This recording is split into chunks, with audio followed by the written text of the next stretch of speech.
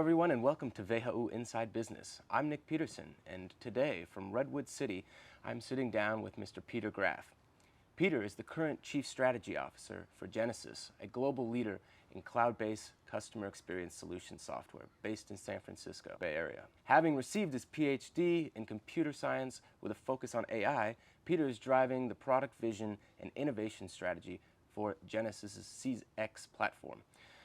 Peter's background is comprised of 25 years in the global enterprise software industry and includes a variety of executive leadership positions in operations, development, sales, marketing, and services.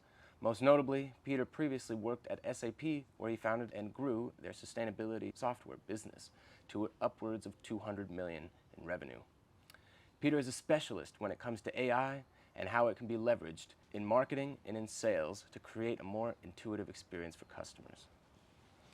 Welcome, Peter. Thank you for coming on. Hey, Nick. Thanks for having me. So, before we kind of get into your personal experience, I would love to get kind of a general overview of what did software sales look like pre or in the dot-com era, and what does it look like today, and how has that changed? Right. So when I joined SAP in '96, there was a looming problem on the horizon called the Y2K bug. Right. And for those young folks, they used to only use 6 digits to capture the month, the day of the month, and the year.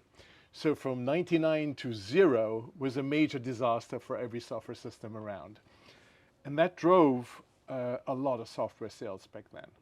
Because if you were Y2K compliant, you wouldn't have a 101-year-old look like a 1-year-old. You were right in terms of your leap years, which was a big issue back then. So essentially selling was aggressively waiting on the phone. Everybody needed new software. Interesting. And I remember those days like really the golden days. It was crazy. SAP had the latest technology in this market called client server, 3 tiers actually, and so much money in this industry. And selling was essentially just waiting for customers to call. It's super easy because you had a solution to a problem that everybody had. Now, software sales gets much more difficult when you get into a stage where you need to help find the customer and help them understand what the problem is that you can solve for them.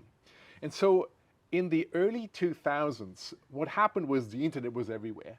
And initially, software companies believed if you have a website, you're in the internet. Yeah. We know that that's not enough, and so much has happened over the last 20 years. But what companies started to do back then is to become more industry specific. So rather than saying we're the best, greatest software company in the world, you would say we're the best companies for a bank, and here's why.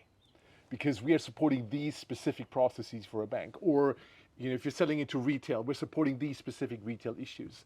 And so essentially, you were actually segmenting your market into different industries, into different sizes of companies, and that's how you went to market. So you became more specific on your message, and you were starting to create solutions that were specific to those segments, both from an industry perspective, vertical perspective, as well from a size of the company perspective. Today, software sales happens differently. And you know that because that's what you're doing right now. I was about to say, I'm now working in an industry that you scaled very successfully, so I kind of want to hear about a few of the points on how that was successful. So today, if you're in the B2B software business, it's not enough to say I have the right solution for your industry, or I have the right solution for the economic situation that the industry is in right now. Today, software selling is about I have the perfect solution for you. And I'm going to make that business case for you. So essentially, with that ironclad business case, you can just go to your boss, put it on the table, and they will see the value we can bring. And the value I'm bringing is essentially targeted to give you a return, hopefully this budget cycle, this year, but at the latest, maybe next year. So essentially, very clear business case, very short return on investment, but very focused on the company. And that means you have to listen so much more as a salesperson before you open your mouth. And that, I think, is the biggest shift that has happened over the last 20 years. from aggressively waiting on the phone Yeah. because you had that solution that everybody needed, into a situation where the market is extremely competitive, where there's a lot of technology disruptions, and where you need to position yourself as the perfect solution for this specific company. And that means you need to learn about that company, and you need to create a business case for that buyer to make sure that they get the budget approved to go and buy your software. God, interesting. Yeah. And so how does then marketing play into this when, you're waiting by the phone for them to call you? What was the marketing strategy back then, and what is it now? And do they, has marketing, it seems to me that marketing has kind of taken over part of the sales process, or at least part of the sales process is now involved, or is involved with the marketing strategy.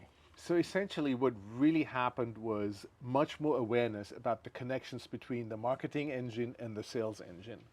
Because if you're just about creating leads in the marketing department, that's not enough. You need to make sure that you're creating those leads that are actually converting. Yeah. And you're creating those leads where you are you're creating a high win rate. So you're bringing those customers that are most likely to convert at the biggest possible number. And that means that there needs to be this connection with sales. But there's another connection with sales that becomes more and more prevalent.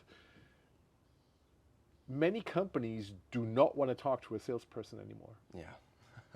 So selling becomes part of a self-service for the customer. So the old times where the salesperson's kind of pushing the solution towards the customer now becomes a situation where the customer is essentially pulling the solution. And that's because they're doing this in a self-service fashion. Not unlike how you would, sign up for Netflix or something like that, where you have a try and buy situation. You just go onto the webpage of that company. They give you an offer. I give you a limited time free, free license, 3 months, 100 people. Just try it out. Don't believe me. Just look at what it does for you. And you're betting on the fact that your software is going to be so sticky and so compelling that customers will stick with it. And when it comes to purchasing, then they will actually do that. And that works for both new logos, new customers, as well as expansions, so customers that you already have. And was that what it was like back in the day too? It was a free trial was coming always requested? No. No, not at all. That's something that was really enabled by the cloud, because cloud software is essentially is hosted in the cloud, so the customer doesn't have to do anything to use it. In the past, when I started in software, you would ship CDs, like literally, get a CD shipment. This software would have to be deployed by local servers. You needed people, you needed the hardware, you needed the connectivity, and the investment that you had to make to just get to try it out is huge. Now the investment you have to make in order to try it out is minimal, both for the company that's providing the solution, because the incremental cost of giving it try and buy is low. Some energy costs. Negligible. But the cost for the customer is zero, essentially, from a hardware and so forth, and the deployment. So that's become so much more easy, and that's changed the software sales process significantly. Yeah, interesting. So you're also focused very heavily on AI and the role of AI in the sales process and marketing. And I guess maybe stepping upwards in the funnel to the marketing side and the lead generation, with the emergence of the GDPR, and now we have Apple's privacy laws that are affecting some of the algorithms that were able to, let these social media companies really nail down a very precise advertising algorithm. Did we kind of reach the peak on how how targeted marketing is working, or is AI going to allow us to really kind of expand on how targeted advertising works? Right. So on AI is a very simple methodology. It's essentially predictive analytics. You're taking a set of data points and you're extrapolating for a new input what is the most likely outcome. And then you use that to go and make a business decision or some kind of marketing decision. And later on, you take the result of that and you're feeding that back into your neural network. So essentially, it's just using data to do a prediction and then using the outcome of when that prediction is followed to further refine the model. Very simple. But from that explanation, you see that it's all about the data. It Yeah. really is. It's really dependent on the data, and there's many pitfalls in that. Number one, if you have a biased economy that prefers, let's say, white people, and you use that data to feed an AI algorithm, the algorithm will prefer white people. So you have to be super, super careful to create an unbiased data set in order to train your AI. So that's one. But the other big thing about AI is that because it's so much dependent on data, and because it can create so much better business outcomes, every one of us essentially is making an implicit decision. How much of their data are they willing to give for what level of convenience they're about to receive? So, for example, you're going into Amazon and you're buying something at Amazon, you're ordering something. They give you a lot of recommendations what else you should buy. Yeah. That is based on the data that you and many other people have given Amazon as part of their purchasing process. It's convenient. Very. But you're trading the ability to find something easily with giving them your data. Yeah. And that's currently happening in a very implicit way. It's not explicit. Yeah. And what all these new regulations are enforcing is that it has to be explicit. We cannot assume as software people that the data just comes to us and we can do whatever we want with it. Yeah. And I think that's good and reasonable regulation. We want AI to be ethical, so we don't have unwanted bias in it. And we want to give people transparency what happens with their data.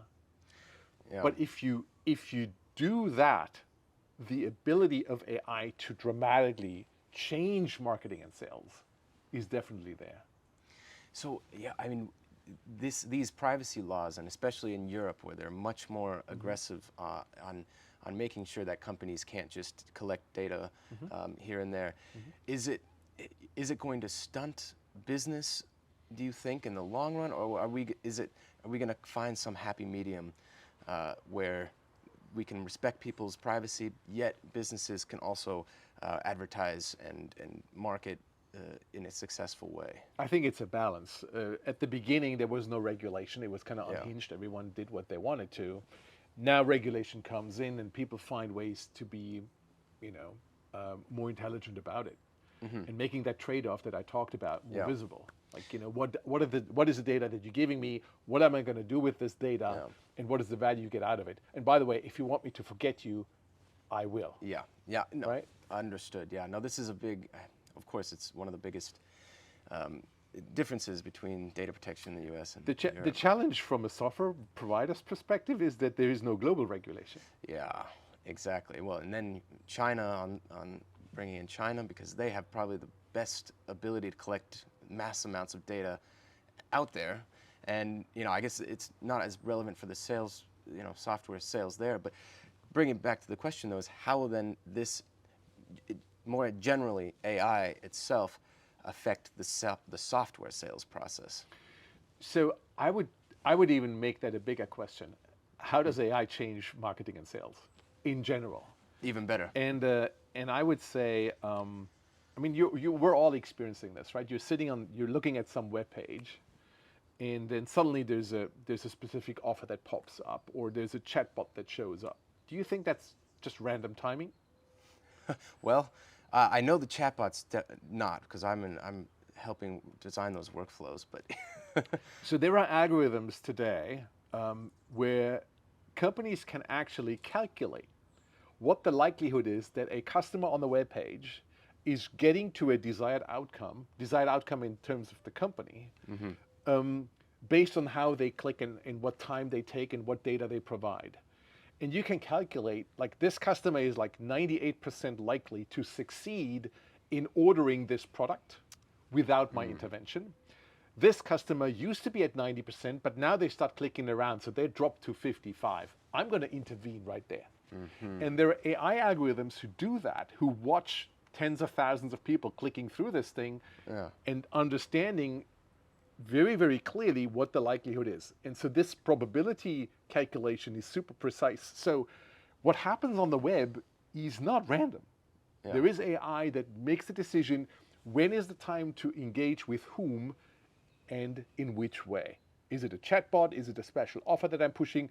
Do I call that customer? Like there's many, many different things that can go on. Then you're talking to a chatbot, let's say, which is fantastic from a company's perspective because agents or salespeople are expensive.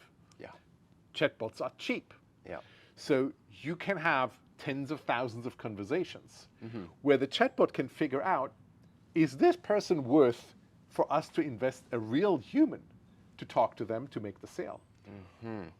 Right? So again, there is AI with a prediction capability, but also AI just in terms of natural language understanding and all those big dialogues that are being modeled in the background across all different types of languages. And by the way, that could be a chatbot, that could be a voice bot, that could be any type of automation. So that's the second piece. Now the next piece comes. All right, so now you decide that someone is actually should talk to that customer. Let's say you're selling a cruise or a solar system or whatever. Which would be the best agent to talk to that customer?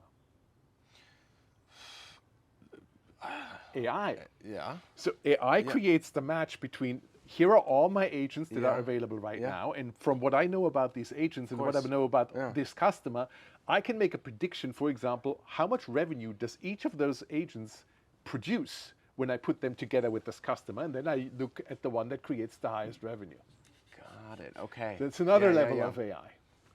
Then when the agent is actually talking to that customer, the AI is listening into the conversation and prompts the agent what to say. Or makes the agent aware of their voice. You're sounding aggressive. You're sounding you're too slow. Speed up. Like the system's actively coaching the agent. Interesting. During the conversation. And the funniest thing is, when you hear this call is monitored for quality assurance purposes, that's exactly what that means. All that stuff's going on in the background. I see. Wow, yeah, this is a vast network that I did not comprehend before. So how, if you're a small or a software startup, how do you get about utilizing these resources and finding these resources and setting up these systems? Well, you hopefully become a Genesys customer, but just to, kidding aside, there is creating a business from scratch is incredibly difficult. In Silicon Valley, we're at the heart of where a lot of this innovation happens, and there's many more companies that fail than there are companies that are successful. Every venture capital company will acknowledge that there's many more investments they make that fail, but the ones that they make that hit and the company becomes a big success, the returns are so outrageous that it pays for all the failed investments and more that you've done before. So as a startup, you will probably first focus on having an incredibly differentiated product. Yeah. Because everybody else has scale, and you need something that is very, very unique. And so your initial focus goes all into the product and building out that product and finding your first customer. And your first customer and your second and your third customers are unlikely to give you any money because you're a high risk for them. You're just 10 people that are sitting somewhere in the garage cranking out stuff. May work, may not work. Let's try it out. So essentially all you get is the ability to use a name. Right. Hey, this and that company is our customer. And that's how you build, and that's how you gain more and more investment. And as soon as you get some traction on the product side, you're going to start heavily in your go-to-market. And you will first invest in sales before you invest in marketing. Right. Yeah. And then, as you start to scale, you will use more and more software to power that scale. You will start using a financial system and go away from Excel. You will start using, a sales system like a CRM, Salesforce, Dynamics, what have you, instead of just managing it on paper. And at some point, if you have customer conversations and build relationships, you will use something like Genesys in order to facilitate that. Yeah. Gotcha. Well, you're touching on kind of the experience of somebody emerging in Silicon Valley. I wanted to touch upon your experience. You came over from Germany in 2000, right? I believe. But you were with SAP before that for a few years. What brought, first of all, what brought you into that world, and what brought you then from Germany to Silicon Valley? It's a funny story because when I was your age, I wanted to become a management consultant. And I wanted to become a management consultant for the wrong reason. Making a lot of money. Yeah. And then I, just by accident, I interviewed at SAP, not because I wanted to join SAP, but because I wanted to practice an assessment center, which is a specific form of interview. And the HR person was very clever. She said, "You're not a database tuning person, which is what we're looking for here. In your heart, you're a marketer." I'm like, "Really? I've just, done computer science. I've done a PhD in AI. Like, why would I go into marketing?" And she said, "Well, hang on. I'll get you in touch with the head of marketing at SAP," which back then was a board member with the name of Paul Wall. So Paul took me in. He listened to me. He said, "Look, here's what we're gonna, what we have, and we would love to have you." And I said, "Why would I join you if I only make like 60% of the money that I could make as a consultant?" And he said something to me that stuck with me. He said, "If you're only half as good as you think you are, you will make more money at SAP than at any consulting company that you can. And more importantly, if you work in a company, you can not just bring out the seeds, you can actually harvest." And that is something that I felt to be very, very true. But there's a bigger lesson to be learned here. I owe SAP a lot. I mean, I had a fantastic career, and it was a wonderful experience. My recommendation to people who are young is to do the audacious. Yeah. You will never, ever in your life be in a position where you are as free as you are right now. You don't own a house. That's awesome, because a bank account is much easier to move than real estate. You don't have kids. That's great too. I mean, I have nothing against kids. I've got two of my own. It's wonderful. But at that time, Yeah. it gives you a level of freedom. It also gives you a level of freedom to fail. And that is so precious that you need to be aware of it. So go and shoot for the stars, specifically when you're young, because you will never, ever in your life be able to run that risk when you have children that, once they're like 10 years, they don't want to move anymore because they have all their friends.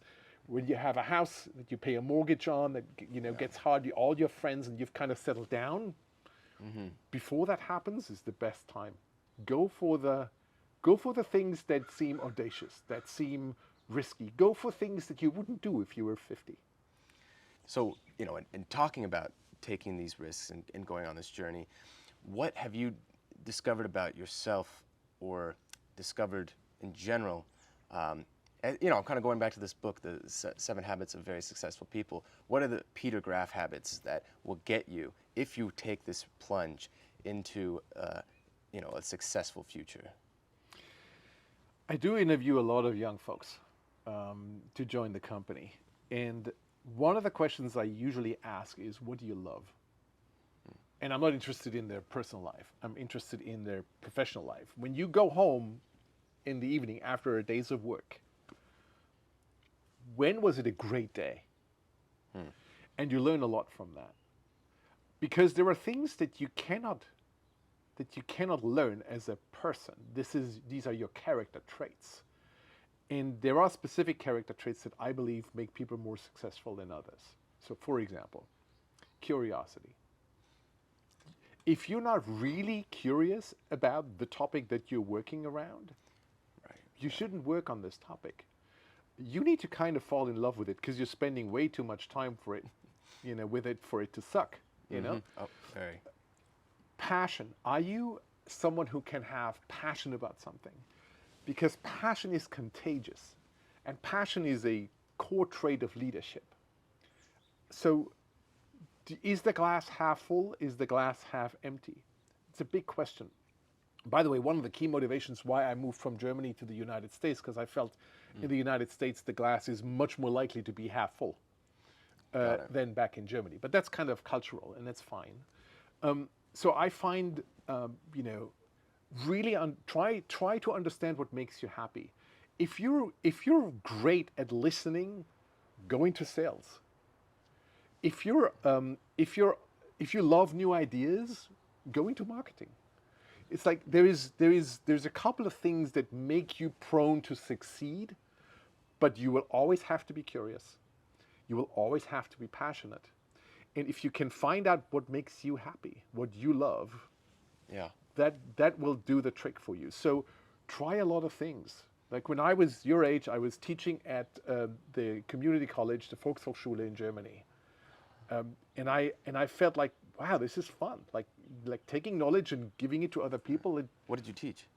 How to program. Ah, okay. Like beginners coding, you know. Yeah. So to try things out and try to figure out what makes you happy. Money will not make you happy. It's great. You heard it here, Mr. Graf. Money is not going to do it. It's great to have it. It's nice. But even this raise, you will be used to more money within 2 or 3 months. Yeah. It's not going to make you happy. What's going to make you happy is find something that is really cool in your eyes, which works with your character traits, where you can be passionate and fall in love with specific aspects of it.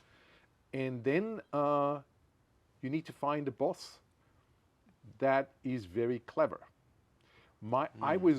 I had a relatively fast career at SAP because I sniffed out the people that are most talented higher up in the organization, and I attached my own career to their career. So every time they got promoted, they dragged me along. Interesting strategy. Okay. So working for the right person is very, very important. Yeah. And having a mentor. If you not a mentor, no, it's literally, if you work for someone who is on a great trajectory within the company, they're moving up. That creates space for other people to kind of fill the gap. Okay. No, that makes sense. Yeah. And the younger you are, the more broad you should be. Like, you know, don't just go and start in marketing and stay in marketing forever. Yeah. Go and have a stint in sales, do some marketing, do some consulting, do a lot of different things so you can figure it out. That's what I mean with the risk. Mm-hmm. Mm-hmm. You know, you may not hit it perfectly, but that's fine. Yeah. But don't make those decisions based on money. You will make money if you're good. Got it. Okay. No, that's definitely genuine advice that you hear, but a lot of people don't practice. Yeah. Yeah. I learned about WHU, and maybe I'm wrong, but many people want to go into investment banking, right? And exactly what you did was, you know, consulting and management consulting. And that's a fantastic choice if that's you. Mm-hmm. And that probably is a horrible choice if it's not you. Yeah. No. I mean, this is, I would say it's kind of a trend, but I think for also what's happening over the years, at least since I've been at WHU, is a very strong emphasis going towards founding your own company and building your own. That's I think great. That curiosity is really driving that. Of course. And I love that because, again, that's a risky move. Not every business succeeds. You're not going to make a lot of money on your paycheck, but you have an upside with your equity that may be quite substantial. Yeah. But again, it's something you would do now. You wouldn't do if you had to pay a mortgage, had 3 kids that have to go to college and all that good stuff. Yeah, right. So this brings me to my last question, which is our favorite question here at WHU Inside Business, which is, what book should every one of us have on our bookshelves? And usually I start maybe with one fiction and then one nonfiction. I don't read fiction. That's the second guess in a row that I have to now give. Okay, 2 nonfiction books. 2 nonfiction books. I have lots of nonfiction books, though. All right. Maybe as many as you want. The main ones. It depends on what you're trying to do.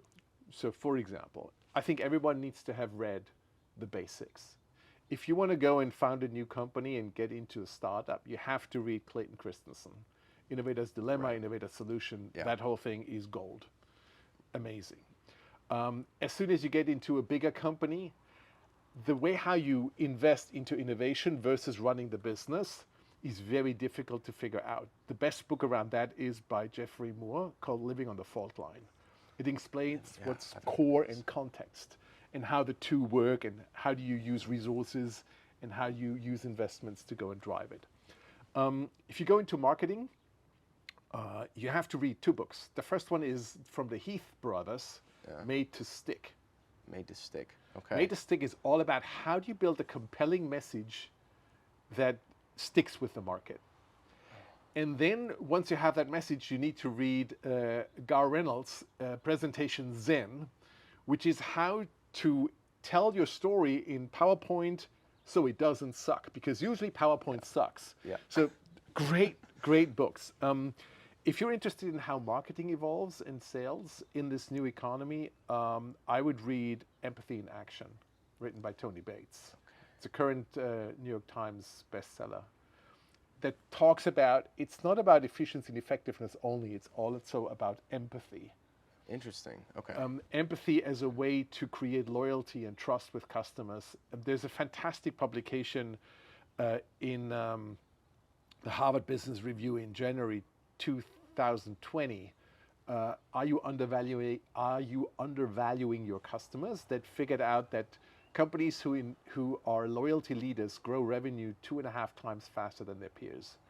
Okay. So empathy drives trust, drives loyalty, is a bigger value creator than just driving efficiency and effectiveness of your sales motion. Fascinating. Okay, we'll have to write those ones down, because I have a few of them I need to go on Amazon for and give them my data. Well, Exactly. no, thank you so much, Peter. I really appreciate these insights. And for everyone watching, this is WHU Inside Business, and we will see you next time.